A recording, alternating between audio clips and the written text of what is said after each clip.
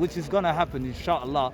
I mean, right now it is heading that way. You know, it's a little wake-up call for everybody. Mid-Nimo. Do you think actually Mid-Nimo can be a thing though? I don't know about Mid-Nimo. But I don't know. But at the case like that, Somali's never been like Qabil even before the British and that come. You know what I mean? And then they had but they used to unite on Somalia hand, like from Ajuran to Sengili to Adal Empire. So it's not a case of that we can't unite. You know, we've always been united. Because if the outsider comes in, it's always been a case where Somalis don't in school and defend amongst each other. You get it? Yeah, so, but this is the Yeah, thing. you know, a lot of people misunderstand Somali Nimo. Somali Nimo doesn't have to be basically countries or whatever coming together as one as a country. Somali Nimo is something natural that's in you, regardless where you are. If you live in Kenya, Ethiopia, Djibouti, Mexico, once you see a Somali, that's Somali Nimo. Somali Nimo. Okay, but okay, You have to be from the same place. Okay. For example, then, Somali Nimo within you, why can't we transfer that energy back home then? If هذه قربة واحد نشقينه like Somali ما كأريت قربة شو جوا قف Somali نما سكوا عاوني صار صار شيء ده نصان. ليش ما حاولتك why is that? Why can't we adopt that back home? Yeah, the reason why we can't adopt her. Because let's say one state is living peacefully and the other state is war, they're thinking of basically individualistic. So what we need to do first, of course, when your family gets we have to work with yourself. So when you sort yourself out, then you can go join the other state, other states. You can't have a state that's peaceful and then you got another state that's not peaceful. Then they come together. It's gonna clash. Clash of heads. So every person has to just work on themselves within their family and everyone. Then you come together. So you're saying you have to have a common benefit at the end of the day. You're saying each state should focus, or province should focus on them. First focus on themselves, then slowly, and then come together. Let's say you having a lot of bags in you, and then I've already went through a lot, and I have my own piece, and then you come for me. So you're saying. But with the case of Somalia, it's not like that. So each state has to be fixed. Yeah, govern it. It fixed individually. Yeah, the people have to fix individually. When they're fixed, both, and then you can come together. Yeah. Yeah. So rather than one's not fixed and the other's fixed, and then it can cause trouble. It's like basically putting good people and then basically rich. what I'm trying to say to you, same situation at the Carlis. Yeah. Let's go by Puntland together. Waimaka was a federal country. I mean, Somalia became federal. We picked it up from the Ethiopians. Yeah, federal. I don't know if you agree or disagree, but I think federal is kind my of opinion is it can work. federal is like it can work. Like federal is what you're talking about. Yeah. You're saying fix your own first, and then we can give you a hand as well. We can give you a hand. Yes. Give each other. But I see that you give a hand. I see that as a problem. Money to that state individually. Focus on that. Let's say today we're going to focus on Jubaland. In the next 2 years we'll do that. So I know what you're saying. That's a good Fix, one. so you're saying basically, otherwise, I understand. That's kind of a good point. Because you're saying, let's fix. The one that's done first. So like Jubaland, fix Jubaland first. If Puntland, yeah. fix Somaliland. Yeah. Exactly. Yeah. Because then when each same level, yeah. Each state is fixed, then we can come together. We can come together when they're all on the same level. But say if some states are ahead of some states and they say, you know what, well, I don't really need the rest of you guys. Yeah. Like for example, I'm a Somalilander, yeah? I'm from the north, innit? I'm not gonna lie to you. Like, I feel like, say if Somalia actually says, well, like, we're nice. We don't really need to fix up. Should we include them? Do you get where I'm coming from, my brothers? Yeah, but human person, we all care about our benefits. But then look at this, for me. At the end of the day. I reckon we should all come together and do a thinking plan. Yeah, thinking plan. That's the way. I think it's a thinking plan, not fixing situation, but a thinking plan. At least a thinking plan is better because when you thinking plan like other theory, in Greece, for instance, they do thinking plan where they see. They look at Newcastle. If it's good, Newcastle's good. If it's Manchester good, the rest of the states is good. You understand? Yeah, that's what they do. But you know what I'm saying? So I would say it's more of a thinking plan. Yes. You understand? Yes. And say, okay, where these things need to, is there a few things that need to be tweaked, etc., etc. Yeah, and that. You know what I'm saying? And come together. We're gonna take. Who's saying each people work on their own problems? No. But then we have a head. I'm saying each states should come together. Yeah. Like Cobra, Greece makes me on Cobra meeting, innit? Yeah. Yes. That's correct. So doing like a little Somali version of Cobra meeting. That's a good idea. Yeah, where we can come together Never thought of it, but that's a good idea. and do a thinking plan. Thinking plan, yeah. Guarantee. Yeah, and Instead of this all, we all share one problem together. But the Somaliland MP, Puntland MP, Come together, yeah. Jubaland MP. Yeah. they I come see, together. I see the problem as Shisheya helping out to split up Somaliland. You know what I mean? People are just calling it Puntland, Somaliland as state, but it's become a qabil now. Let's face it. You know what I mean? Each You can't- qabil runs their own yeah, bit. their own bit. That's what it become. And then some qabil don't have a say in the place where they're supposed to be having a say in. Magarate. Yes, yeah, I've seen so that. that's causing more drama. Yeah. So that's gonna break up even more. Magarate. Like, I'll give you an example. Like Khartoum State, like Makhir, like other places who had the Sokorai. Magarate. So it's not a case where splitting up is not gonna solve the problem. It's just gonna get worsened. Magarate. And what you come out with is actually a good idea, you know, like to sit down. But first thing is first. Done to Even good. What is done to good? Done to good. Waxa weeye, first thing is first. As Somaliland, okay, I start off with Somaliland because I'm from Waqooyi anyway, Bari Waqooyi. Yeah. Horta, they need to sit down themselves. Then yaa la isku sheegin. Waa inay amongst themselves, they need to sit down, they need to agree, they need to reopen the sharcigi, restart everything from scratch. Ma garatay? Somaliland. That's Somaliland alone. Okay. Puntland ad, it has the same sort of situation because you have the same family still in power for the last 20 years. Puntland was there. The rest of the people ain't got nothing to say. Who's getting the benefit? One family's getting the benefit. One family. How they getting the benefit? They're getting it from Shisheya. What they doing to the country? They're selling out the country. Yeah, that's true, that's But who owns them places? All the posts. I think that's all So- over. So I think that's all over. so From I don't Somaliland, thi- from all over. Yeah, all over. Yeah. So we have to look out for solutions, innit? Because nothing is working. Even if we say I'm Puntland or I'm Somaliland, nothing is working for you, mate. So we need to face the music and say to ourselves, how can we, you know what I mean? And what he come out with was very good, you know. I actually agree with him. Midnimo da. So, But Midnimo, alright, Jay. No face, Jay. It's just a check. Yeah, but listen, Midnimo. The problem about Midnimo is, yeah, Midnimo, how ummadda oo dhan, some ummad, they're scarred. They're saying, you know, Midnimo, I don't want to repeat it, you know, obviously there might be some children and some youngers might watching it, yeah? But do you think, honestly, Midnimo, ummadda Somali, oo dhan ka dhadhacin karaysa Midnimo? That's the thing, JJ. I know because I'm from Waqooyi, yeah? Let me say this. Me personally, I've said this, yeah, I'd love to tear down all flags. I'd love to change the whole name. I think that's one solution, but no one will ever listen to that. I think like start from scratch. Dinta, yeah, no, Dinta, but yeah, but Dima could no. Let me say Sorry. this, yeah? Yeah. Let me say this, yeah?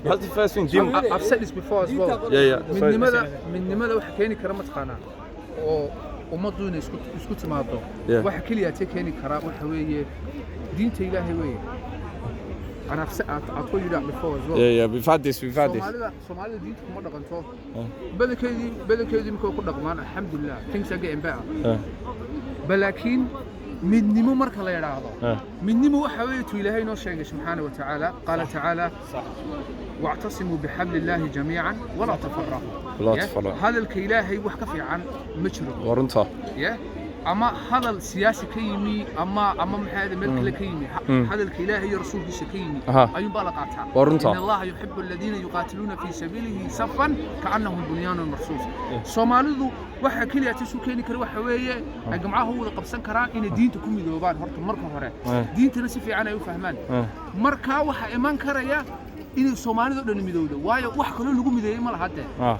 qabiil hadii la yiraahdo imika wad aragteen qabiilku halku sii marayo sababta shay noqotay waa sii dhilmaysaa wala shay noqotay wala sii dhilmaysaa hadii la yiraahdo wax kale ha lagu mideeyana wax kale lagu mideeyaaba ma jirto qabiilkii baa loo taag leeyahay waxa kaliya tay lagu mideyn karo waxa weeye diintooda that's the only solution Soomaalida maanta u taala inay u soo noqdaan okay iyo afis okay taan kula fahmay but walaalo this modern day age and tagging Jay, I'm totally with you. Don't ever get this twisted. But for argument's sake, walala, yeah. this for argument's sake adduunkan aan xaaladan ku jirno waddan muslima oo diinta ku dhaqmaa iska yar we all know this oo sharciyada ilaahay ku dhaqmaa yes how am I yeah sunnah you know okay مثلا دولتنا you know the western دولتان سمسناي cabinet some democracy bullshit waddan kana soo gashay you know you get what I'm coming from waxaan Soomaali ana hayn baan soo galay haatan you're done imika weligan diinna waan haysanaynin diinta ma ku cusbeen waxa nagu cusub maaha diintani weligan for thousands I mean I think inta diinta jirteen waan haysanay oo yaraan Soomaalida diintan aqbalnay so anigu diinta haysana isku dagaalamay anigu diinta leeyahay isku dagaalamay how do you honestly think apart from sida sheegtay arugu do you think there could be a solution where hantida waddanka la kala qaybsado Don't too good, or do you think that would be more better economically? If we share our resources, do you think that would be more peace? I don't because if we're trading, look for Europe, for example, Jerry, for example, like if we compare it to Germany and Europe, like you know, Britain in World War I, West was saying, sorry, again, part of my Somali, we will try to bleep that out, but you know how it is. I can't promise nothing on Somali speakers. We say how it is, bro. We have to edit that one out, bro. We have to edit that one out. But listen. Germany oo kale matalan Germany Ingiriiska oo kale waddankan ku noolna Ingiriiska everybody la iska dhigay wala soo garaacay waxa isku keentay dan economical dan okay do you think Somalia economical dan ma naga dhaxayn karsaa yes you know why walaalo hadaa la soo saaro oilka ama gaska dad baahi bay ku dhimanayaan walaal baahidana waxay keentaa more corruption more problems and different states what they doing is you got one person that's eating the rest are not you know what I mean? So every state, even if you call it Somaliland, every state, even if you go to Mahahead, Djibouti, forget about even Somali. There's one family controlling it. They're not getting nothing out of it. So I believe we need a generation in our kano. And the main thing is, hadi resource kala soo saaro oo la qaybiyo wax kasto iska degleedo. I believe in that. Yeah, that's what I believe. I believe in me personally. Like I'm saying, Jibril, first and foremost, when deen to saha kuno kono, deen to tosano saha. That's number one. When the doki ila ka'ab salan. Again, for me, I've always said this. I say it's take poverty away from Somalia. The minute we take poverty and educate ourselves to a higher extent, I think maybe then. Yeah. My brother, you got something to oh, you're listening. You're darling. Go back to our original how we were before, you know.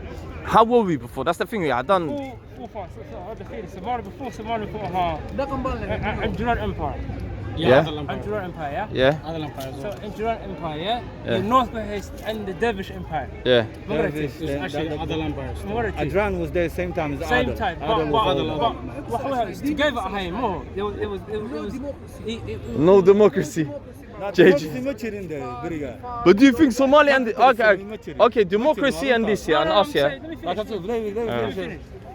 you know, historic the British Empire hated him. That Somalis are the most intelligent people. Wow, this is on YouTube. Yes. Wow, the Lord Admiral for Somalia the Gali during the Dervish Empire. You know, back then, that cast was high in traditional. You know, cultural, traditional Islamic values. So in America, we had our four founding fathers. Traditional, things that's innovating. Changing tradition. We need to go back to traditional. I think thinking plan. But brother, you said traditional, I'll break it down because you said Adran Empire, but they've been empires, isn't it? So Adran Empire,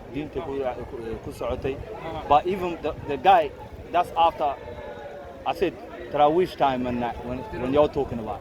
And then Adran was just leaving the picture. But Somalia, the way he described them was, even different states. Like no. But I'm just saying, everyone was. But they were united on one thing. Exactly. You know what I mean? They were united on one thing. They were because Lulkaso done Lul Wayne has done Somalia, but that guy because even Heggar and Ilam Mombasa and all of that. Go.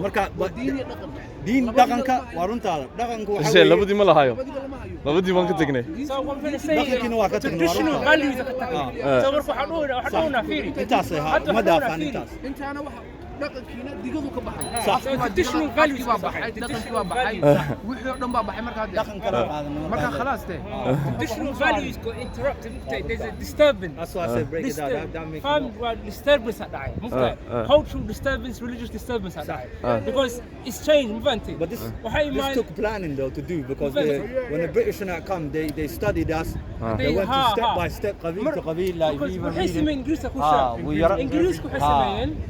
they changed Somalia into the New England meaning that the English that firisid English ku xajirto Scotland yeah Wales Ireland so marku xeedahayn if we madama religiously when bedeli way because the fir wadiyasha Nigeria qaarkood af English ku hadlaan as your first language so anaka culture we still have a variety we still got it so culture religion waa u waayisina صح waxaan ku dhacay disturbance variety si Mareykanka markay independence qaateen English ka qaateen independence صح wala dagaan English la dagaaleen صح marka basically what it is that waxa waaye before are you saying we still got that system of the colonialism no I see what you're saying we're still mind trapped we still have that you know the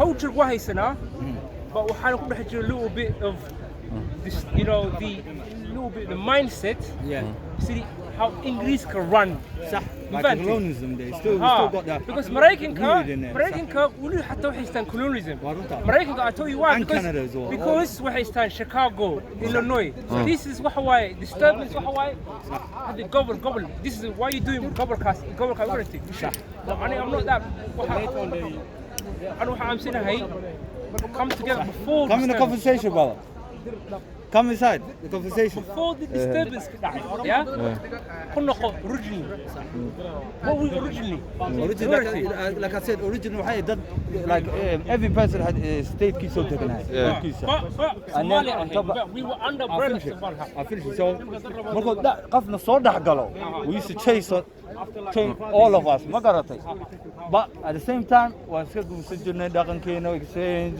hablay wixii iyo but we had it all one power ma garatay and there were like gareedayaasha suldaamaha ugaasyada where they all come from you get it now so and there was empires amongst us as well but the number one thing we saw each other as number one thing Somali I want to see you Somali.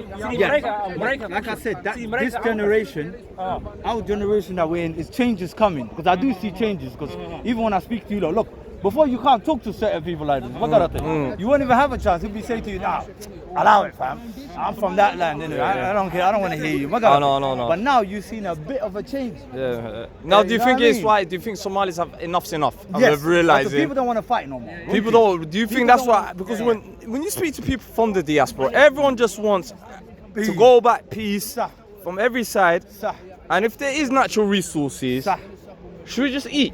Let's just eat. Let's just eat, bro. I just want people to identify any part of Somalia. I always tell people, doesn't matter that Hargeysa added, Bosaasa that added, Hamra that added, Galgacyo ku dar. Reer Galgacyo way badan yihiin. Yaanu ku xanaaqin. Ciyaal hobby way joogan. They're big subscribers. I've got a big Hawiya fan base. I love them. Kulli. Mayo, Mudug, kulli. I mean Somali soil. That's it. Recognize it. صح. midnimo.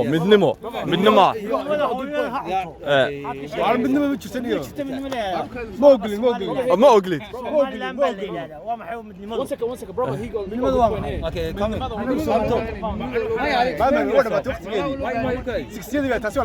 توالع عنين. إيه يا عنتها اليوم. وايو أريو محاتم. مركز تبي مشي ناس كهجة جالسينتو. هادو ترين وذا هذينا. عقلي حتى دليرتنا هاي عقلي قاوي ديدنا هاي وليبا waxaan u diidanahay odayaal meel kasta haysta xukunkii maanta Soomaaliya markaad aragto meel kasta oo deebaa ku fadhiya 90 sano jira ka tiitar buu xirayay kaadida ma cishan karo suuliga hadii loo diro kaadida bladder ka dabay waad gaari doontaa xilliga odayaasha ma deeynin waayo odayaashu wadanka iyaga qasaya wadanka wadanka ma laha odayaashu ma waxay noo tireen walaalo toomi waalidiinteen alhamdulillah wada odayaal waxa minni wallahi no waxwaana xumaanta ka shaqeeya ma diidayo laakiin majority dadkeena waa weyn koofiyad baca oday laguma noqdo koofiyad baca oday laguma noqdo ma maqashay koofiyad baca oday laguma noqdo waa la soo dhageyso one by one waad gaari doontaa ha caay oo haddaan afkaaga aragnaaye markaad odaga noqotid maxaad noqonaysaa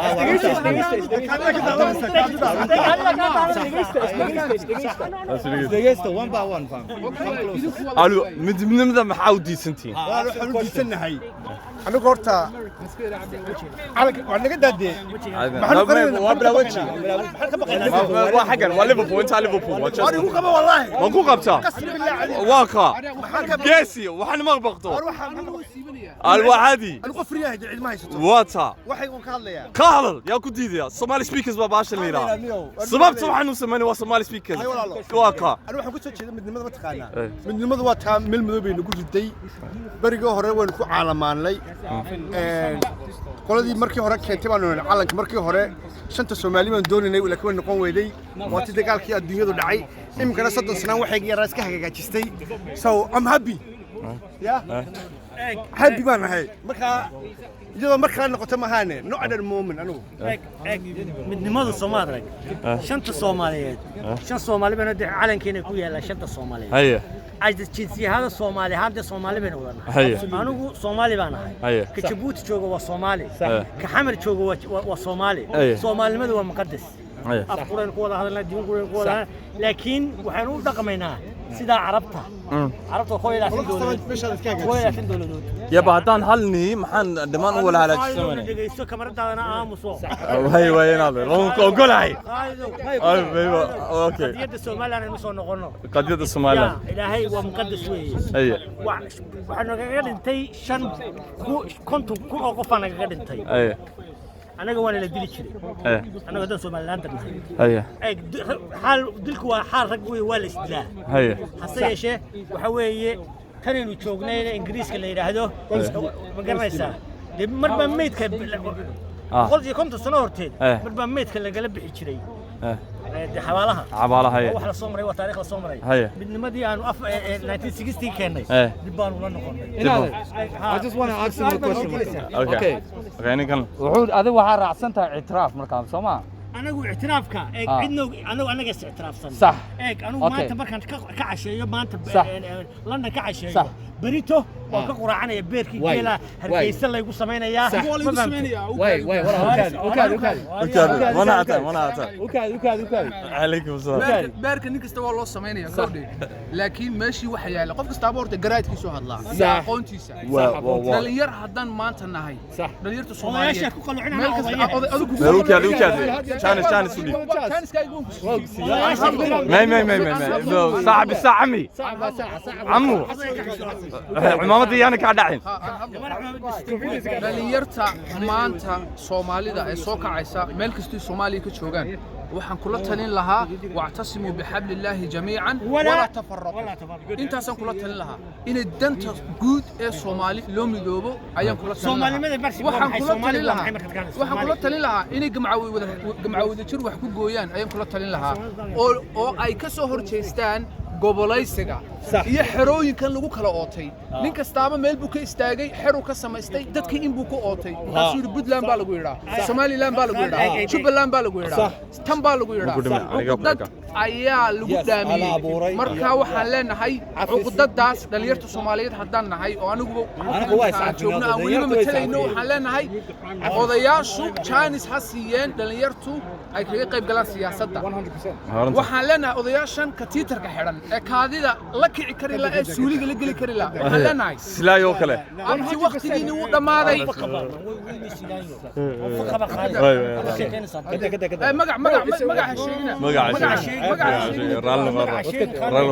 waxaan aqday adeero I say I give you example. I give you example in okay. Ali way warunta baanu siyaasaddu qaal aanu ninkaan ka soo jeeday kulmiya ma diidaysa kulmiya ka soo jeeday I would say the same for Somali leaders by name for much way ay Soma no I wouldn't say okay way wasa ay nikada okay way Somali ka hadlay Somali waxa tiriidayeen wadaadii siyaasad ma tiite kuwa Djibouti jooga waayo Somali hadda hadalka kale Somali state waa Somali ama ali waxa taagantahay ami ali waxa taagantahay shanta kale saddex kale soo celiya maxaa Soomaalian ku meersanaysan ali waxa taagantahay sida Soomaali rag badan oo Soomaalian amre Soomaali waxay soo taagan shanta Soomaalida la soo celinayo kuwa kale ma ku soo bilaabtaan ma inaad dhigayso horta Somaliland horta dhaxdeeda a problem jiro what about it ana waqooyi ku soo koray ku dhashay waqooyi bari baa ahay I don't agree with itraaf I don't agree with Somaliland hada ku lahayn imagine it because xaq baa leedahay soo markaa ku leeyahay inta leenahay Somaliland dhaxdeeda waa in la shiro horta la heshiiyo ma garatay marka heshiino ka bacdi we could go and speak with Somali but don't the good order Somali order I agree with him innamadana waa muqaddas ma garatay gudda fasaal waraabi laha inanka muqdisho jooga waa cadawgaaga ka Itoobiya joogaana waa walaalka kan bedela ka yeelmeen Faisal waa muqad Faisal hayaay Faisal Abdullah walibax Faisal Ali waraabi walibax silaa yulaamay اكسيل دورت adigu waxa tahay أنا ما كلميان قصة وشيدا أنا كلميان أنت كلميان هي وصبح ما قصة وشيدا أنا سوري من نمو أنا كنت عيني دي هذا ديرين لفا هذا قالت سوري رالو أيه لو داليرو أنا لفت كذا داليرو هذا الشهر كيجا هذا رصاص بطالة أريجا أريجا تبون كوكونا هي ما فهمت Somali ma والله Somali ma muqaddas kama Somali ما شاء الله marka ku soo noqon midnimada Somali waa muqaddas marka baba midnimada waa muqaddas even every person has midnimada muqaddas ma nuhayn Somaliland haday tahay Somaliland ya Somaliland ka dhigay ya ka jaray Somaliland ya ka jaray Somaliland awal ba mid ma sanayn Soomaaliya way samaysan ahayn ma hadu yar bato waxa tahay 20 jir iyo 3 laakiin maxay ahayd awal tifa loo kala degay Soomaaliya Italy ma ka hore ka wada laakiin yana siiyay laanyasha la jarjaray Ingiriiska dhigay Ingiriiska waxay noo dhigeen maxaa أنا مرة Yes, you want to break down the colonizer. That's why I don't accept it. I like because I don't accept the colonizer. How can I accept that? قوانين تنور دقيقة تشبي. كهر محاهن وين اسمه. إنجليز كمحنا كيندا. إنجليز محاكي أنا. هذا محنا. وحنا شراينا كيندا.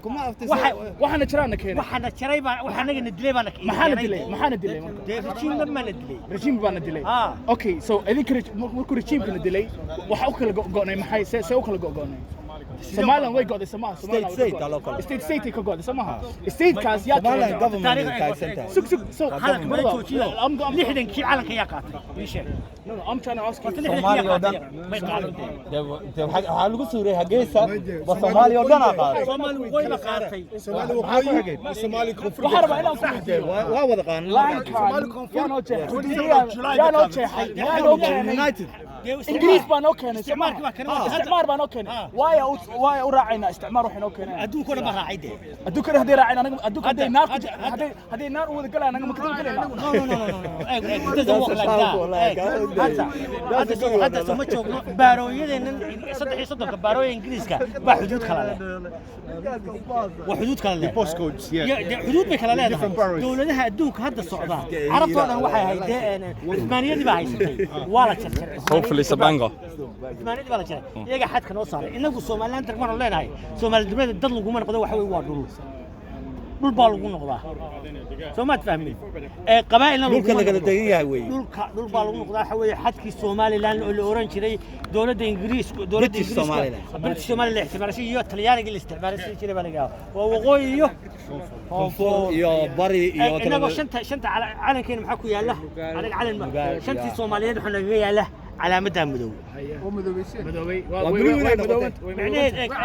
مدوي انا قلت انا وعدها تقول واي عداك كان دور ايثيوبيا كان كو ايثيوبيا وسوسعته يا وسوسعته ما كويشن از واي استعمار لا نو دغاي ولي ما انا كجوابين واي الاستعمار لا نو دغاي واي او كودن با ku dhaqma 1958 1940 markii dagaalkii labaad ee adduunka laga soo noqday qawaaniintii la dhigay baynu hadda soo hadda qaxootihaanad ugu joogtaa 58 يا شدواو what kind of benefit could it bring دائما قرا what kind of benefit did it bring تمام خليج اسكت طلع هذا انت صد دولة واحد كذا اين خليج كوارك واكاس هرمري انا ما هرمر انا يرفع حق مقطع ممكن Soomaaliya كل taariikhda soo weydii Google garee so that's what I'm saying odayaasha in yar baa tay ku dhahayaa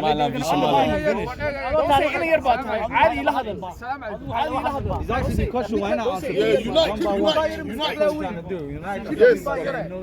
unite maskaxdiisu waa what you saying in yar baa tahay taariikhda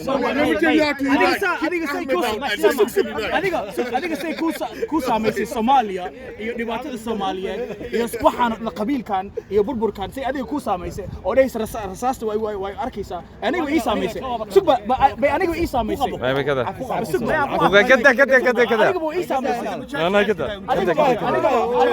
mujaahid kada aniga wasaasoo ii saameysay bes inka dhageysano burburka adiga soo ka sameeyay aniga waa isay wadankana jooga wadankii way u joogeen why am I not back home why because qabiil because odayaal qabyaalad because odayaal because odayaasha dhehaysan arabtid ina difaacdid xageena keen maxay horumar ay noo keenay what did they bring they didn't bring nothing it doesn't matter bas bala magac meeshan ku jira ciiso bixina anagu diyaar baan oo midnimada diyaar baan u nahay dad Soomaaliland ahayba okay idigu gurigaaga dadka ajaanibka ku jiray sankunta wada la leeyahay ee burudiyaanka iyo iska saar markaad saartid wadankaaga gurigaaga hagaajid markaas aynu wada hadlaynaaye markaas ku keen for the time being shaqada soo qabso anagu shaqadeena qabsanayna markay ka inaad waxa ma ogoshin umadiina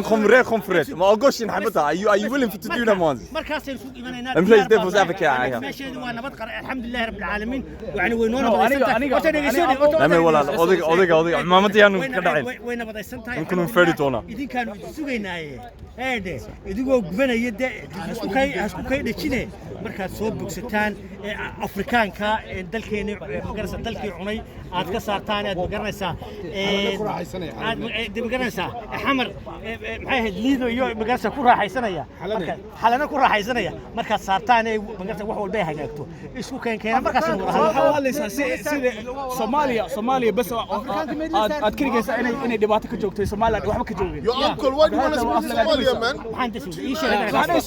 kuwan kuwa weyn oo Soomaaliya joogo marka iska saartaan anaga noo imaado so what you're saying is USP bro what you're saying is anaga inta noo imaan lahaydeen idinka soo xalista idinka meesha joogtaan oo dhahay Soomaaliland aan nahay United Somali Party ana USP ay saying waxa ma ka jiraan waa nabad anagu haddaanu nabad ahayn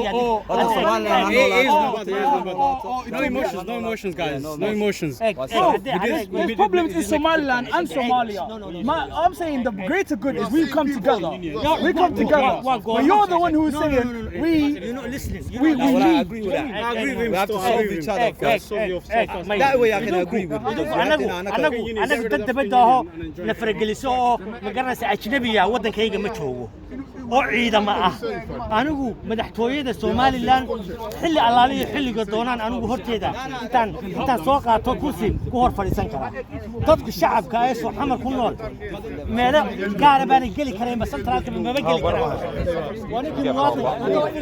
waana muwaadinka anigu ajnabiga ee askarta ay Amazon tii waxan markaad saartaan oo shabaabku waynaga shabaabku waa Soomaali weey marka anigu waa baan idin sugaynaa we're ready for you guys we're ready sidaan dhameystay diyaar baan idin nahay waan idin sugaynaa insha Allah bismillaahi kariim markaad aad garaysa soo diyaar garowdaan aad wadankii gacanta ku dhigtaan ama aynu heshiino ama aynu heshiino ama aynu isdiidnay oo gurigaaga soo xaadida bidifisid shaah ku cabbi karo markaas u keenteen aan ahayn let me do my job gurigayga anigu si hore u mariye markaad soo qaxid wadii timaada cashuur kaama qaado waxba kaama qaado gurigaaga degantiin waanu idinka kareynaa waa la wada jooga xaggaaba muuska xamar laga soo jaro burca kaga qadeeya waxa weeye waanu idin furnay waxbaan idinka iibsanaa ma garanaysaa